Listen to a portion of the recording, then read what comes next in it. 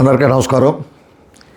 మేము తలపెట్టిన కుల ప్రాతిపదిక రిజర్వేషన్ వ్యతిరేక ఉద్యమానికి మద్దతు ఇస్తున్న సోదరులందరికీ కూడా హృదయపూర్వక నమస్కారాలు.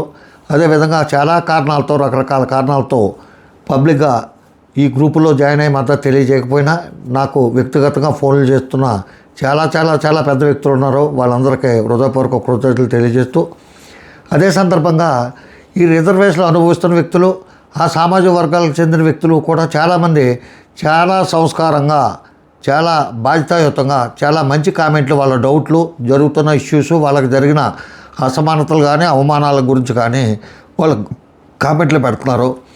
అంత సభ్యతగా కామెంట్ పెట్టినప్పుడు వాళ్ళకి మనకు తెలిసిన వివరణ, లేకపోతే మన ఉద్దేశం, లేకపోతే కామెంట్లో వాళ్ళు అర్థం చేసుకున్న విధానంలో తప్పులు ఒప్పులు ఏమైనా ఉంటే వాళ్ళకి చెప్పుదాం. వాళ్ళు ఏమైనా సలహాలు సూచనలు ఇస్తే స్వీకరించడానికి కూడా సిద్ధంగా ఉన్నానని చెప్పి తెలియజేస్తూ, వాళ్ళు పెట్టిన కామెంట్లో 2 కామెంట్లో ఒక దాని గురించి అయితే ఇప్పుడు వివరణ ఇస్తాను. 2 కామెంట్లు మీకు చెప్తాను. 2వ కామెంటు గురించి కొంచెం సుదీర్ఘ వివరణ ఇవ్వాలి కాబట్టి అది రేపు ఇస్తాను. ఇప్పుడు ఇందులో ఒక కామెంట్ ఒక ఆయన పెట్టారు. ఏంటంటే 30 years back because of my religion we are denied house for rent, still same situation అని చెప్పి ఈయన పెట్టారు. ఈయనకి 30 సంవత్సరాల క్రితం ఈ వివక్ష కారణంగా, అంటే అది కులం బదులు ఈయన మతం అని చెప్పి అన్నాడు, రిలీజియన్ చెప్పి అంటున్నాడు కాదు. అది ఆయన ఉద్దేశం క్యాస్ట్ అని చెప్పి అనుకుంటాను. క్యాస్ట్ గురించి, నా క్యాస్ట్ని బట్టి నాకు ఇల్లు అద్దెకి ఇవ్వలేదు అని చెప్పి ఆయన పెట్టాడు. దాని గురించి నేను వివరణ ఇస్తాను. దాని గురించి ఏమేమి ఉండొచ్చు అని చెప్పి, అంటే ఆ ఇల్లు అద్దెకి ఇవ్వనాడు నాకు చెప్పి నువ్వు చెప్పరా రామాంధ్రం ఎందుకు ఇవ్వలేదంటే అని చెప్పి చెప్పాడని కాదు, దానికి ఏ కారణం అయి ఉండొచ్చు అని చెప్పి. ఇంకోటి ఏంటంటే ఈయన చాలా సంస్కారవంతంగా పెట్టాడు, ఆయన వాస్తవాలే పెట్టాడు.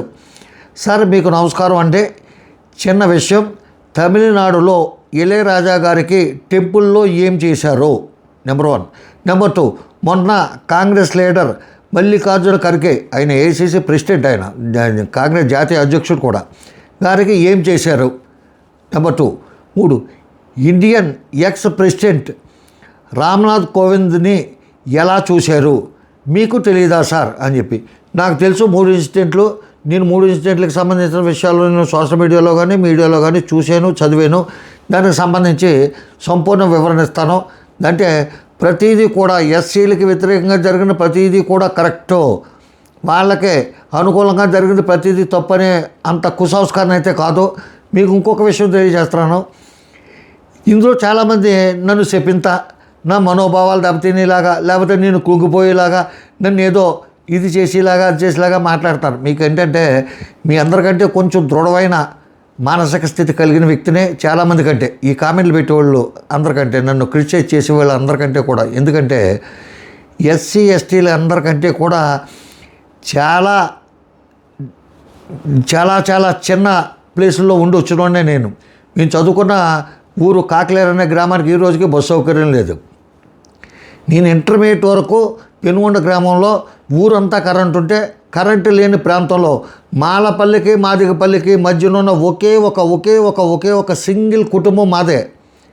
అంత చదువుకోలేని వ్యక్తి ఏం కాదు మా ఫాదరు కొంచెం first or second graduate in Penugonda village, old BA WGB college భీమవరంలో చదువుకున్నాడు. ఆయన జస్టిస్ రామస్వామి గారి క్లాస్మేట్.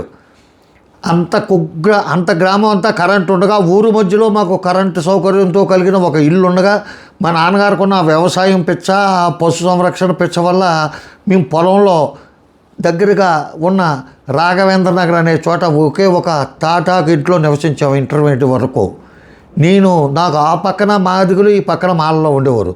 అక్కడ గంగతాత అనేవాడు గేదెను కోసి రోడ్డు మీద పెట్టి కర్ర పెట్టి దాని మీద నార కింద తీసి అవన్నీ వేసేవాడు. అవి దాటుకుని మేము వెళ్ళేవాళ్ళం. కాబట్టి ఎస్సీలతో సావాసం, వాళ్ళ మనస్తత్వం, వాళ్ళ ఆచార వ్యవహారాలు తెలియని వ్యక్తినేం కాదు. ఓకే, మీరు పెడుతున్న కామెంట్లకు భయపడిపోయే వ్యక్తిని అంతకంటే కాదు. ఎవడైనా దేనికైనా భయపడతాడంటే చావుకు భయపడతాడు. నేను అసలు చావు అంటేనే లెక్కలేనోడిని, భయం లేనోడిని. నేను ఇప్పటికే ఇంకొక 4 సంవత్సరాలు బతికితే, 4 నెలలు బతికితే సరిపోద్ది. నా టార్గెట్ 60 years. హ్యాపీగా 60 సంవత్సరాలు బతికేసినట్టే అయిపోద్ది డిసెంబర్ నెల వస్తే. తర్వాత బతికిదంతా బోనస్.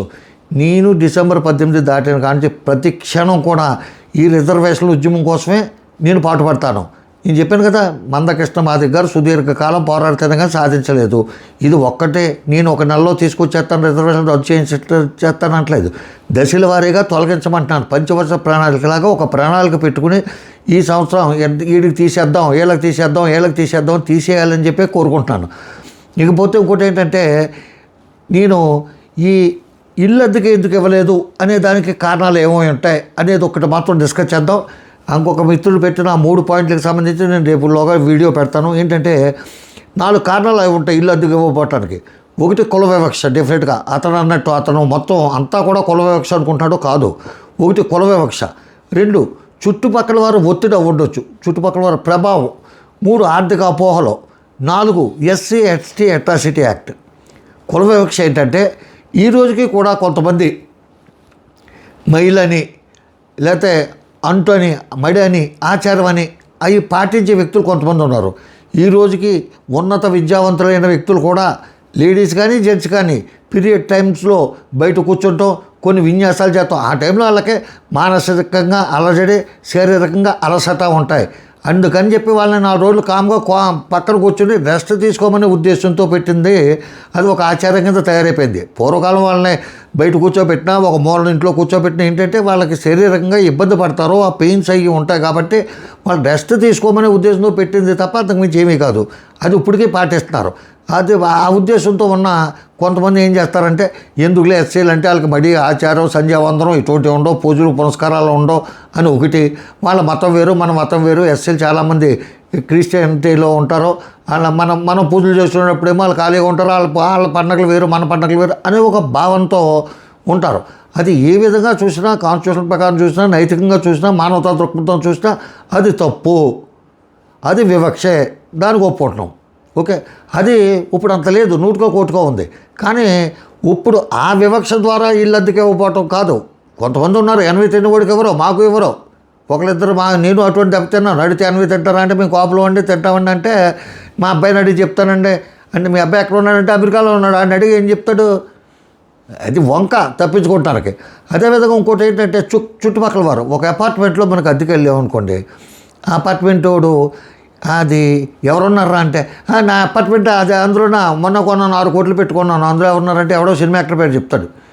జగత్ బాబు ఉన్నాడో, ప్రకాష్ రాజ్ ఉన్నాడో, లేకపోతే పెద్ద సినిమా యాక్టర్ పేరు. దానివల్ల ఏంటంటే అపార్ట్మెంట్ వాల్యూ, ఆడి యొక్క సోషల్ ఇన్ఫ్లుయెన్స్ కానీ, లేకపోతే ఆడి యొక్క ఇన్ఫ్లుయెన్సర్గా ఉన్న ఆడుకున్న ఫాలోయింగ్ని బట్టి ఆడి ఉన్న ఆస్తి విలువ పెరుగుతుంది. అంతేగాని ఆడు ఎవడో ఉన్నాడంటే అదేంట్రా ఎస్సీలకి వేసుకుంటూ వింటరా అని అటువంటి ఒక భావం ఫ్రెండ్స్ చుట్టుపక్కల క్రియేట్ చేసేది. షాపులు కూడా, వ్యాపారానికి కూడా కొన్ని అటువంటి మానసికంగా ఎందుకులా డిస్టర్బెన్స్ అంతా మనకెందుకు, అవన్నీ పడతాం మనకెందుకురా అనే భావన మాట. దానివల్ల అపార్ట్మెంట్కి కీడు జరిగిపోద్ది, లేకపోతే తక్కువ అయిపోద్ది అని చెప్పి. ఇంకోటి ఆర్థికపరమైన ఏంటంటే, టైంకి డబ్బు ఇస్తాడా ఇవ్వడా, ఆడు ఏం చేస్తాడు ఆడి పనిని బట్టి, లేకపోతే ఆడికి ఎక్కువ మంది పిల్లలు ఉన్నారో, అవి పాప చుట్టాలు ఎక్కువ మంది వచ్చేస్తారో, లేకపోతే చర్చి ప్రతి ఆదివారం చర్చికి వెళ్తాడు, చర్చి జనం అంతా ఇక్కడికి వస్తారో, లేకపోతే ఇంట్లో కూటమి పెడతాడో, ఇటువంటి విధంగా సమయానికి ఇస్తాడు ఎవడైనా మంచి సాఫ్ట్వేర్ ఎంప్లాయీని, టీచర్ని ఎవరైనా పెట్టుకుంటాడు, సమయానికి డబ్బు ఇచ్చేస్తాడు కదా అని అటువంటి ఆలోచన పనులు కొంతమంది ఉంటారు. అయింది ఇవన్నీ కలిపి 100కి 1%. 99% కారణం ఏంటంటే, 1 BR Ambedkar, 2 SC ST atrocity act. BR Ambedkar కల్పించిన రిజర్వేషన్ల వల్ల రిజర్వేషన్లో అమలు కాని వ్యక్తులు, రిజర్వేషన్లు అనుభవించిన ప్రతి వ్యక్తి కూడా చిన్న పిల్లవాడు కాడి నుంచి 100 సంవత్సరాల వయసు ఉన్నవాడు, ఆడు ఎంత ఉన్నత స్థాయిలో ఉన్నా ప్రతివాడు మనసులోని ఒక విధమైన కోపం, ఈర్ష్య, అసూయ, ద్వేషం, అసహనం డెఫినెట్గా ఉంటాయి. నాతో సహా అసహ్యం, నా కొడుకు కష్టపడకుండా దొబ్బుకుపోతాడు అని. అంతకుముందు 100 సంవత్సరాలు పడ్డారో, 1000 సంవత్సరాలు పడ్డారో, చాలా అవమానాలు పడ్డారో, అవన్నీ పక్కన పెట్టండి. అవి కాదు, ఉన్న హ్యూమన్ టెండెన్సీ చెప్తాను నేనంతే. ప్రతి ఊళ్ళోనే కూడు కట్టుకుపోయింది ఉంటుంది. నాకు 80 ఎత్తు రాలేదాడు, 70 ఎత్తు 60 ఎత్తు పట్టుపోయాడు అని ఒక విధమైన మానసిక సంఘర్షణ ప్రతి ఊళ్ళోనే ఉంది. 80 సంవత్సరాల్లోనే ఉంది. ప్రతి ఊడు చెప్పడం, అంబేద్కర్ ఫోటోకి దండ ఎత్తరాడన్నా, అంబేద్కర్ విగ్రహానికి దండ ఎత్తరాడన్నా, మనస్ఫూర్తిగా ఎత్తరాడు అనుకుంటే ఆడంత సొంత అమాయకుడు ఎవడో లేడు నా దృష్టిలో. వాళ్ళ మనసులో ఆమె కర్మ, ఏడికి ప్రతి చోట పెట్టేవారు విగ్రహాలని చెప్పి ఏడుతూనే ఎత్తాడు. ఇప్పుడు కామెంట్లు పెడతారు, అబ్బాయి నువ్వు అలాగే ఏడిచివాడువేమో కానరా, మేము అంబేద్కర్ని పూజిస్తాం, గౌరవిస్తాం ఏంటి. ఈ ఎస్సీలు కాని వ్యక్తులు అని మాటలు కానీ ఉత్తుదే ఏమీ కాదు, ఎవడో గౌరవించడం. అంబేద్కర్ గారు ఇప్పుడు మళ్ళీ పుడితే ఆయన భారతదేశంలో ఏ కాన్స్టిట్యూన్సీలోని ఏ ఎస్సీ రిజర్వ్ కాన్స్టిట్యూన్సీలో కూడా ఆయనకి వెళ్ళాడు. లేకపోతే ఓపెన్ ఛాలెంజ్ అంబేద్కర్ గారి పేరు చెప్పి ఎవరైనా సరే నేను అంబేద్కర్ ఇష్టనే అని చెప్పి ఎస్సీలు బాగా ఎక్కువ ఎస్సీ రిజర్వ్ కాన్స్టిట్యూన్సీలో నిలబడి గెలవమనండి, నేను రోడ్డు మీద పీక్కొచ్చి చచ్చిపోతాను. డిపోట్లు వస్తేనే కష్టం. పైకి కనపడేది, పైకి రాజకీయ నాయకులు అంబేద్కర్ మీద చూపించి ప్రేమ కానీ, ఎస్సీ కాలనీలోకి వెళ్ళి సాపంక్తి భోజనాలు కానీ అవన్నీ ఎదవేశాలు, ఎదవేక్షన్లు. ఈ రోజుకి అంబేద్కర్ని దేవుడిగా పూజించేవాళ్ళు ఆ సామాజిక వర్గానికి చెందుతున్న ఎస్సీలు, ఎస్టీలు, కొంతమంది బీసీలు. ఆయన దయ వల్లే కదా మాకు కొంత వెసులుబాటు వచ్చింది అని తప్ప అగ్రవర్ణాల్లో ఎంత పేదవాడైనా సరే అంబేద్కర్ని పూజించరో, ద్వేషిస్తారో, అతని మీద మనసులో మానసికంగా ఆయనతో విభేదింతారో, ఆయన సిద్ధాంతాలు కానీ ఆయన ఎవడైనా పూజించినా గౌరవించినా సరే ద్వేషిస్తాడో అది ఒప్పుకు తీరవలసిందే. అదే సందర్భంలో ఇంకో నెంబర్ 2 ప్రమాదకరమైనది ఎస్సీ ఎస్టీ అట్రాసిటీ యాక్ట్. కొంతమంది ఆ చట్టాన్ని వాళ్ళ జీవనోపాధి కింద మలిచేసుకుని ఆ చట్టం ద్వారా బతికేస్తున్న వ్యక్తులు ఇంతమంది ఉన్నారు. ప్లస్ వాళ్ళని ఉపయోగించుకుంటున్న వ్యక్తులు ఎవరయ్యా అంటే పోలీసు వారు, పొలిటీషియన్స్, లాయర్లు. గవర్నమెంట్ ఉద్యోగం చేస్తూ ఉన్నత స్థితిలో ఉన్న ఎస్సీ ఎస్టీలకు సంబంధించిన చాలామంది ఆఫీసర్స్ రిటైర్ అయిపోయిన వాళ్ళు కానీ, ఇప్పుడు కొంతమంది రిటైర్ అయిపోయారు, చేస్తున్న వాళ్ళు కానీ వాళ్ళ చేస్తున్న దుర్మార్గం, దారుణం అగ్రవర్ణాల వారికి మిగతా వాళ్ళకి తెలియదు అనుకుంటున్నారేమో. కానీ మీరు ప్రతి ఊర్లోని పెంచి పోషిస్తున్న ఎస్సీ ఎస్టీ అట్రాసిటీ యాక్ట్ మీద బతికేద్దామన్న నిరుద్యోగులను మభ్యపెట్టి మీరు బతికింటారు తప్ప వాళ్ళకి ఏ స్కీములు అందనివ్వట్లేదు. అవన్నీ తెలియజెప్పడం కోసమే చాలా మనసులో గూడు కట్టుకుపోయిన, ఎప్పటి నుంచో పాతుకుపోయిన అసాంఘిక దురాచారాలకే రాజా రామ్మోహన్ రావు లాంటివాడు, వీళ్ళంతా పెద్ద పెద్ద వాళ్ళు వీళ్ళంతా కూడా కలిపి ఆ సతీ సహగమనం లాంటివి లేదా అంటరాంతనం లాంటి రూపుమాపుతానికి ఎంత కష్టపడ్డారో అంతకంటే దారుణంగా, అంతకంటే విపరీతమైన శ్రమపడి కష్టపడి చేస్తేనే కానీ ఈ సమాజంలో మరీ ముఖ్యంగా ఎస్సీ ఎస్టీ బీసీలకి రిజర్వేషన్లు అనుభవించేసి తరతరాలు రిజర్వేషన్లు అనుభవించి దొబ్బుతున్న వ్యక్తులు వాళ్ళని ఎలాగ కించిపరిచి కింద పెట్టి న్యూనతాభావంలో మసి రాసి మారేడుకాయ చేసి వాళ్ళని ఏ విధంగా మభ్యపెట్టి వీళ్ళు ఉపయోగించుకు దొబ్బుతున్నారు అనేది కూడా తెలియజేస్తూ, అదేవిధంగా అగ్రవర్ణ పేదలకు సపోర్ట్ చేసే ఉద్దేశంతో ఈ ఉద్యమాన్ని స్థాపించాను. దీన్ని కోసం నా జీవితాంతం నేను చనిపోయే వరకు, చచ్చిపోయినా పర్లేదు, చచ్చిపోయే పరిస్థితి వచ్చినా పర్లేదు, అప్పటి వరకు దీనికోసం కష్టపడతాను. నన్ను భయపెడదామని, నన్ను మానసికంగా దెబ్బ కొడదామని చెప్పి ఏమీ ప్రయత్నం చేయకండి ఎవరో కూడానే. నా మెంటాలిటీ ఏ విధంగా ఉంటుందంటే, నేను వీలునామా రాశాను, రిజిస్టర్ చేయించలేదు, కానీ నేను చనిపోయాక నా బాడీ గవర్నమెంట్ కాలేజీకి లేకపోతే గవర్నమెంట్ హాస్పిటల్కి ఇచ్చేయమని పరిశోధనల కింద నేను రాసి ఉంచాను. నాకు ఏ విధమైన దశదిన కర్మలో కూడా చేయక్కర్లేదు, నా కోసం ఎవడో బాధపడక్కర్లేదు. హ్యాపీగా నేను అనుకున్న టార్గెట్ రీచ్ అయిపోయాను, నా గోల్ నేను రీచ్ అయిపోయాను, ఇంకా నాకు లేని బాధ మీకెందుకు అని చెప్తూ నన్ను భయపెడతామనే ప్రయత్నం మానుకోండి. మీరు ఎవరైనా ఇటువంటి సద్విమర్శలు ఏమైనా చేస్తే మీకు దానికి కారణాలు వీలైనంత వరకు పెద్దలను అడిగే నేను చెప్తాను. నేను చెప్పిన దాంట్లో తప్పుంటే మీరు తెలియజేయండి, దీంట్లో కామెంట్ రూపంలో తయారు చేయండి.